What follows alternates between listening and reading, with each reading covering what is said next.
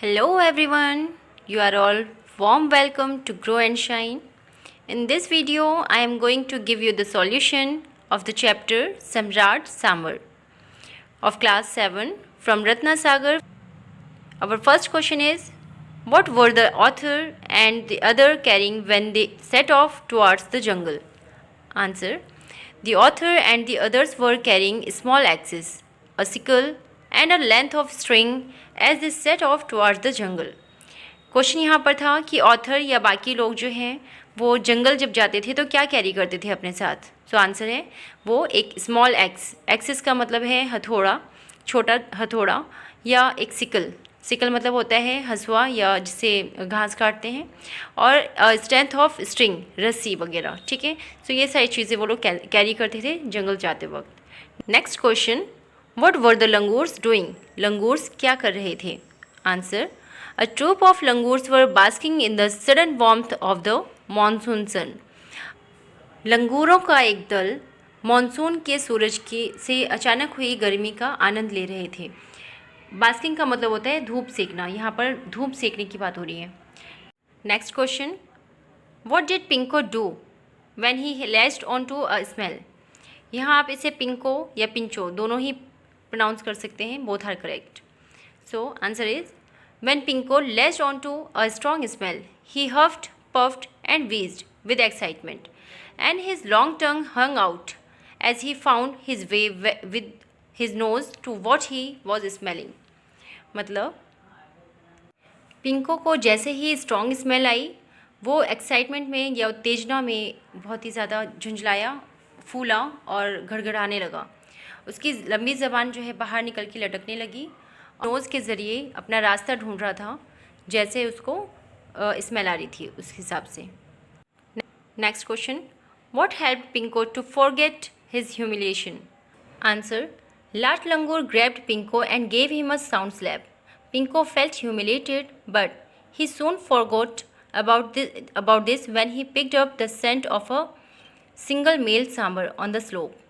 लाट लंगूर ने जब उसे पकड़ा और एक ज़ोर का स्लैप किया, मारा उसको, तो पिंको को बहुत ही ज़्यादा शर्मिंदगी फील हुआ, लेकिन वो बहुत जल्दी इस चीज़ को भूल गया जब उसको एक गंध आने लगी एक मेल सांबर की ढलान की तरफ. ठीक है, next question, why did the sambar disappear into the forest?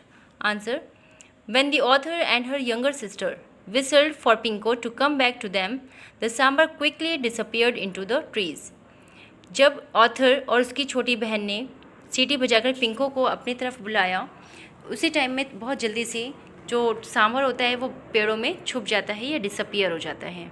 Next question, why was the author's place a safe haven for the sambar? Answer, the author's place was a safe haven for the sambar because the author's family never let forest fire get inside the boundary and so wild life was left undisturb. Sambar के लिए जो author का घर था वो काफ़ी safe जगह थी, क्योंकि जो ऑथर की फैमिली थी वो उसने कभी जंगल की आग को बाउंड्री के अंदर नहीं आने दिया, और इस तरह से जो वाइल्ड लाइफ थी, जंगल का जो जीवन था वो बिल्कुल अनडिस्टर्ब था. Next question, where did Bishan Singh take the author and her sister one day? Bishan Singh एक दिन ऑथर और उसकी सिस्टर को कहाँ ले गए? Answer, one evening Bishan Singh took the author and his sister to the spot where Kamli his wife had seen a number of barking deer while collecting firewood. एक शाम बिशन सिंह ऑथर और उसकी सिस्टर को उस जगह ले गए जहाँ कमली यानी उनकी वाइफ जलाऊ लकड़ी इकट्ठा करने गई थी, और वहाँ पर उन्होंने हिरन को भौंकते या हिरन को आवाज़ निकालते हुए देखा था. Next question, why did the children gate restless while waiting for the female deer?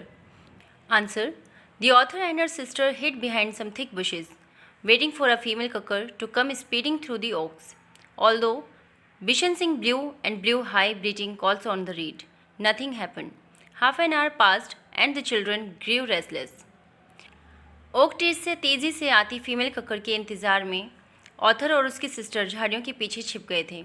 हालांकि जो बिशन सिंह थे उन्होंने रीड यानी बांसुरी पर तेज़ी से बहुत तेज़ फूंक मार मार कर आवाज़ लगाई, पर कुछ नहीं हुआ. आधा घंटा बीत गया और बच्चे बेचैन हो गए या रेस्टलेस हो गए. Next question, What was Samrat curious about? Answer, The Samrat was curious about what he thought was a helpless little cucker found, calling so pathetically to its mother. This was actually Bishan Singh blowing on the reed and imitating the sound. सम्राट इस बात को लेकर उत्सुक था कि वह क्या सोचता है कि एक हेल्पलेस छोटे कक्कर हिरन की आवाज़ है अपनी माँ के बढ़ती पैथेटिकली, और ये दरअसल बिशन सिंह के द्वारा निकाली गई आवाज़ थी जो वो रीड को बजा के या फूंक मार के उस पर निकाल रहा था, इमिटेट कर। इमिटेट मतलब होता है नकल करना। Okay, let's solve the comprehension of this chapter now. Our first exercises, number these sentences in the correct order. आपने करेक्ट ऑर्डर में इन सेंटेंसेस को अरेंज करना है, ठीक है। सो मैं आपको करके दे देती हूँ, आप इसे अच्छे से रीड आउट कर लेना। Our first sentence would be fourth, यहाँ, ठीक है, ये फोर्थ वाला हमारा फर्स्ट होगा, अ सनी ब्रेक आफ्टर। नेक्स्ट हमारा सेकंड हो जाएगा व्हेन वी अपीयर्ड, फिफ्थ वाला, ठीक है। थर्ड हमारा हो जाएगा सेकंड वाला, with a yelp of freight.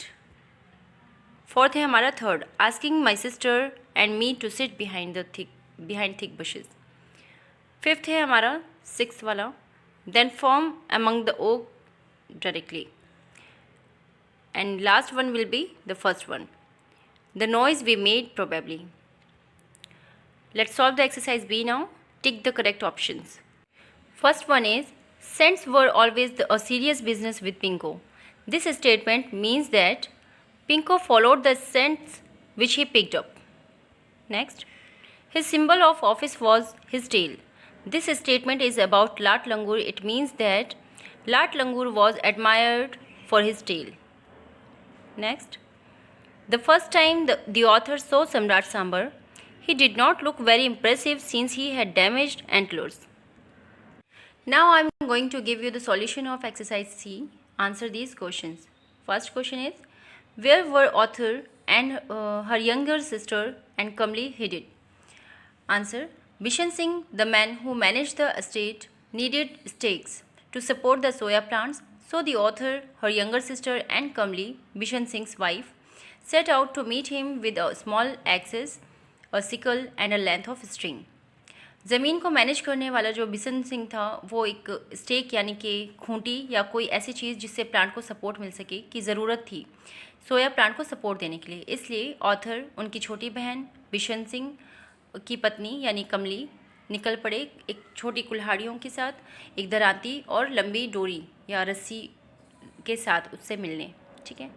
Next question, how does the author describe the monsoon in the mountains? Answer, the author says that the monsoon in the mountains has a smell of its own, of wet chill pines, damp moss, tree ferns and sodden grass, the strong fragrance of lilies and the orchids. Author कहते हैं कि पहाड़ों में monsoon की अपनी ही गंध होती है, भीनी भीनी चीड़ की, नम काई जो होता है उसकी, वृक्ष की, फर्न की और गीली घास, तेज खुशबू के साथ लिलीज और orchid. Next question is, how did लाट langur behave with Pinko? Why? Answer, when Pinko, who had no experience with langurs, dashes into their midst, yelping and snapping from a distance. Their first look at him with disgust, but when the noise continued, Lat Langur caught hold of the puppy and slapped him. जब पिंको, जिसे लंगूर के साथ कोई experience नहीं था, उनके बीच घुस गया दूर से चिल्लाते और तड़कते हुए, उन्होंने पहले तो उसे घृणा से देखा, लेकिन जब नॉइज़ या शोर कंटिन्यू रहा तो लंगूर ने पिल्ले को पकड़ लिया और ज़ोर का तमाचा जड़ दिया। Question 4, how did Samrat Sambar describe when the group spots him? Answer, Samrat Sambar is a magnificent creature, full grown and over 5 feet high at the shoulders. After showing a brand new set of horns, he looks so royal that the group names him Samrat. सम्राट सांबर एक शानदार प्राणी है, पूरी तरह grown और 5 feet से भी ज़्यादा ऊंचे कंधे के साथ। सींगों का एक नया सेट उगने के बाद वह इतना शाही दिखता है कि ग्रुप ने उसका नाम सम्राट रखा। Next question, why did the reed sound like from a distance? The author's father used the reed to call the cucker or barking deer. When it was blown, it sounded like the bleating of a young cucker from a distance. The female could hear that sound even from a distance and would assume that her young one was in distress. and would come even from a long way off in search of it. जो author के father हैं कक्कड़ या भौंकने वाले हिरन को बुलाने के लिए रीड का उपयोग करते थे। ये एक प्रकार की लकड़ी होती है जिसके एंड में फूंक मारने पर बांसुरी की तरह वो बजता है। ठीक है, जब इसे बजाया गया ये दूर से किसी युवा कक्कड़ के मिमियाने की आवाज़ की तरह लगता था, मिमियाहट की तरह लगता था बेसिकली। फीमेल उसे सुन सकती थी दूर से भी और उसको ये मान लेती थी कि उसका बच्चा कहीं ट्रबल में है और बहुत दूर से भी वो उसकी खोज में या उसको ढूंढने के लिए आ जाएगी। Question 6. Why was Samrat Samar annoyed? What did he do on being annoyed? Answer. On the bleating of Reed, Samrat Samar came in search of a helpless fawn, calling out pathetically. He lowered his antlered head into the ditch to look, and when he found Bishan Singh, he seemed disgusted and annoyed. He then snorted and sneezed, covering Bishan with spittle. Read की जो आवाज़ थी ब्लीटिंग था यानी सरकंडे की जो मिमियाहट थी उस पर सम्राट सांबर दयनीय पुकार लगाते हुए असहाय हिरन के बच्चे की तलाश में आया। उसने देखने के लिए अपने सींग वाले सर को खाई में नीचे किया। जब उसने बिशन सिंह को पाया तो वह निराश और नाराज़ लग रहा था। फिर उसने खर्राटा लिया और छींकते हुए बिशन को लार से ढक दिया। Question 7. Why was Bishan very red in the face? While the children laughed, Bishan was red in the face because he was both angry and embarrassed. Exclaiming in disgust, he scrubbed the back of his neck with a handful of grass, where the deer had spattered him with saliva. Then he too began to laugh. जब बच्चे हंस रहे थे, बिशन का चेहरा लाल हो गया था क्योंकि वो क्रोधित और शर्मिंदा दोनों हुआ। घृणा से चिल्लाते हुए उसने अपनी गर्दन के पीछे हिस्से पर मुट्ठी भर घास से रगड़ा जहाँ हिरन ने उस पर अपना लार्वा छिड़का था। फिर वह भी हंसने लगा। Let's come to the exercise D, think and answer.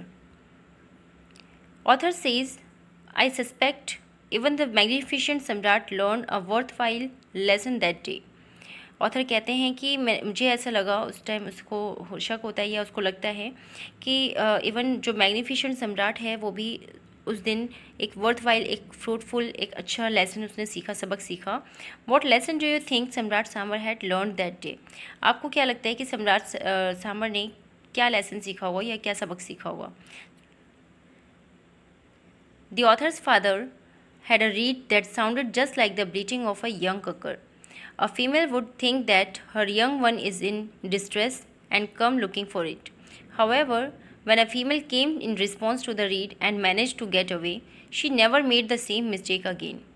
The author says that on that day, she hoped that the magnificent Samrat had learned to distinguish between the sound of a reed and a genuine call from a fawn, so that he would not endanger his life ever again. Let's come to the vocabulary of this chapter as well. The author has used Hindi words such as jalebi, kakkar and bag in the story. There are many words in English that have been borrowed from Indian languages. कह रहे हैं कि आपके जो इस story में सम्राट sambar story में कुछ वर्ड्स यूज़ हुए थे जो कि हिंदी के एक्चुअल वर्ड्स थे, जैसे कि जलेबी, कक्कर और बाग। सो हमारी इंग्लिश लैंग्वेज में भी कई वर्ड ऐसे हैं जो डायरेक्ट हिंदी से बोरो किए गए हैं। सो आपने इस चार्ट में उन वर्ड्स को सर्कल करना है एंड फाइंड आउट करना है। So answer could be verandah, shampoo, bangle, chit, pundit, coat, mahout. Okay, so here this chapter is finished. I hope कि आपको चैप्टर और एक्सप्लेनेशन समझ आया होगा। अगर ये वीडियो आपके लिए हेल्पफुल रही है तो please like, share and subscribe the channel. Thanks for watching.